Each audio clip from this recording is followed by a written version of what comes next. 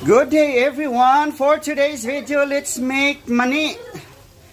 Because instead of buying, money na niluto na 5 real ang litlit, 5 real mga ganyan karami, oh. So, why not ito 7 real isang buo? Sulutuin ko na lang para mapura taog kinaon, di ba? So, ako siya gibutangan og garlic para makuha lang yung amoy sa garlic para maapil. But of course, meron na tang gibuhat nga kuan, garlic na to, crunchy garlic, di ba? So, syempre, di mawawala yan. And of course, mamimigay din tayo since marami naman to, so we can share it to our friends. Okay?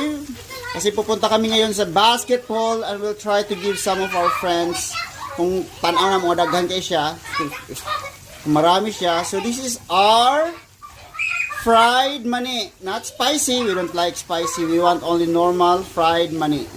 So just put it in a slow fire, as you can see there. Slow fire lang, para di siya masunog. And then of course, kung saan siya may balaan pagkaluto, wala pa ko kabalo. Try na to. Unya, may balaan ako. Okay? So maura to. Bye bye.